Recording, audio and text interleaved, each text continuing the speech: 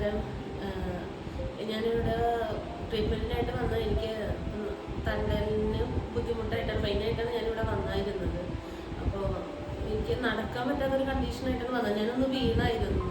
അങ്ങനെ ഞാൻ ഇവിടെ പുറത്ത് ഡോക്ടറിൻ്റെ കഴിഞ്ഞായിട്ട് ഓർത്തോസിനെ കണ്ടപ്പോൾ അദ്ദേഹം പറഞ്ഞതെന്ന് വെച്ചിട്ടുണ്ടെങ്കിൽ ഞങ്ങൾക്ക് ഡിസ്കിന് ബുദ്ധിമുട്ടുണ്ട്, ചെറിയ പൊട്ടൽ പോലെ അങ്ങനെ കാണിക്കുന്നുണ്ടെന്നുള്ളത് പറഞ്ഞോളൂ.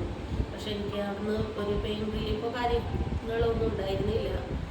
അതിന് എനിക്ക് നടക്കാൻ പറ്റാത്തൊരു കണ്ടീഷനായിട്ട് വന്നിട്ടാണ് ഞാനിവിടെ ട്രീറ്റ്മെൻറ്റിനായിട്ട് വന്നത്. പക്ഷേ എനിക്ക് രണ്ടാമത്തെ ദിവസം മുതൽ തന്നെ ഭയങ്കര വ്യത്യാസമാണ് കാണാൻ തുടങ്ങിയത്. ഇന്ന് 15ാമത്തെ ദിവസം ഞാൻ ഇവിടെ നിന്ന് ഡിസ്ചാർജ് ആകുമ്പോൾ ഞാൻ തീർത്തും വളരെ ഹാപ്പിയാണ്. എനിക്ക് കൈയൊന്നും മടക്കാൻ പറ്റാത്തൊരു കണ്ടീഷനായിരുന്നു. പക്ഷേ അത് രണ്ടാമത്തെ ദിവസം മുതൽ തന്നെ അതിനൊക്കെ വളരെ മാറ്റം വന്നിരുന്നു.